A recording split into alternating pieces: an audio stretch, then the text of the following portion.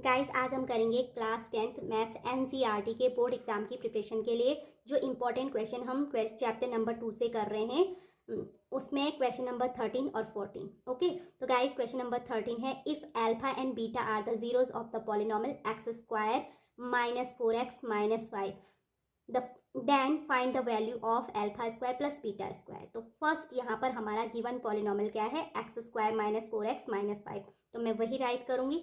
And then ये कह रहा है alpha and beta are the zeros of the polynomial x square minus 4x minus 5। तो first हम यही राइट करेंगे, alpha and beta are the zeros of the polynomial x square minus 4x minus 5।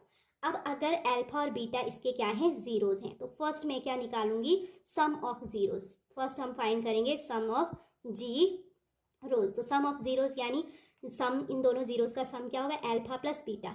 But according to formula alpha plus beta is equals to होता है minus B upon A. And B और A हम कैसे find करेंगे, जो given equation है polynomial है उसकी हम स्टैंडर्ड क्वाड्रेटिक इक्वेशन यानी स्टैंडर्ड क्वाड्रेटिक पॉलिनॉमियल से कंपैरिजन करते हैं। तो स्टैंडर्ड क्वाड्रेटिक इक्वेशन होती है a x square plus b x plus c. Okay, तो यहाँ पर a is equal to x square का कॉफिशेंट यानी a equal to 1 and b equal to जो है x का कॉफिशेंट यानी b की वैल्यू क्या है, -4 and c is equal to constant term यानी -5 है। देन हम क्या करेंगे, सम ऑफ जीरोस यानी अल्फा प्लस बीटा उसकी वैल्यू होती है माइनस बी अपॉन ए। तो b की प्लेस पे मैं क्या रखूंगी, माइनस मैंने रखा एंड b इक्वल टू यहाँ पर -4 है और अपॉन a यानी 1। माइनस माइनस क्या हो जाएगा, प्लस हो जाएगा और ये हो जाएगा 4 अपॉन 1 यानी 4। तो b अपॉन a यानी minus B upon a solve करने पे 4 आया। तो that means sum of zeros हमारा क्या आया है, कितना आया है, 4 आ गया है। अब हम प्रोडक्ट ऑफ जीरोस निकालेंगे। तो क्योंकि जीरोस हमारे अल्फा और बीटा है तो इनका product alpha into beta and according to formula alpha into beta यानी प्रोडक्ट ऑफ जीरोस कितना होता है, सी अपॉन ए। तो सी की वैल्यू गिवन है हमारे पास -5। जब हमने स्टैंडर्ड क्वाड्रेटिक इक्वेशन से गिवन पॉलिनॉमियल का कंपैरिजन किया तो सी इक्वल टू हमारा -5 आया एंड ए इक्वल टू 1। तो -5 अपॉन 1 इक्वल टू होता है -5। तो इस तरीके से हमारा प्रोडक्ट ऑफ जीरोस कितना आया है, -5 आया है। ओके, तो अब हमें यहाँ पर क्या फाइंड करना है, हमें फाइंड करना है find the value of alpha square plus beta square. तो नाउ हम फाइंड करेंगे alpha square plus beta square की वैल्यू। अब हम alpha square plus beta square की वैल्यू कैसे फाइंड करेंगे, फॉर्मूले से। तो alpha square plus beta square by formula होता है अल्फा प्लस बीटा का whole square -2 into alpha beta. Okay, तो दिस इक्वल्स टू आ जाएगा अल्फा प्लस बीटा की प्लेस पे मैं रखूंगी 4। तो यहाँ पे मैंने 4 रखा एंड क्योंकि अल्फा प्लस बीटा का होल स्क्वायर तो ये 4 का स्क्वायर हो जाएगा। Then -2 into alpha into beta is equals to हमारा -5 है। तो मैं यहाँ पर अल्फा इंटू बीटा की प्लेस पे क्या पुट करूंगी, -5।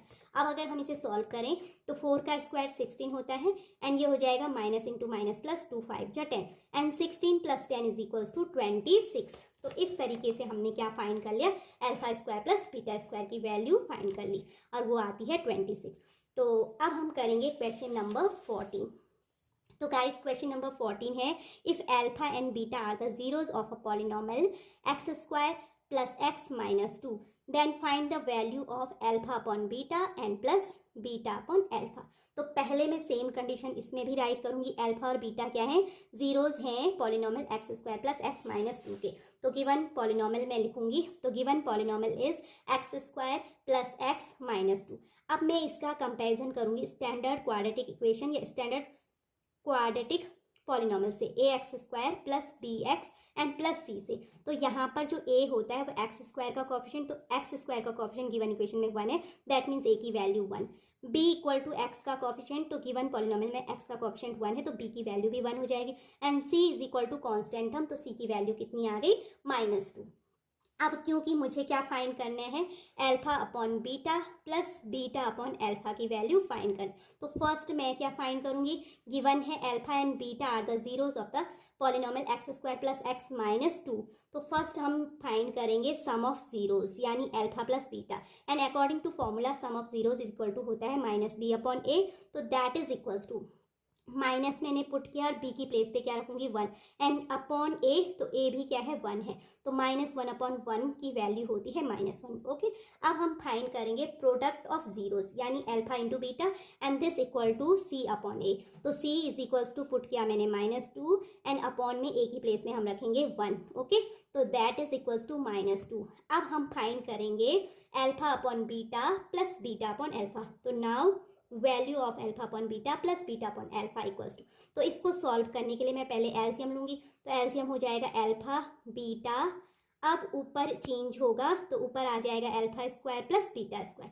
अब इससे जस्ट वाले क्वेश्चन में हमने alpha square plus beta square की वैल्यू कैसे फाइंड की थी, इस फॉर्मूले से अल्फा प्लस बीटा का whole square -2 alpha into beta and whole upon हो जाएगा अल्फा बीटा।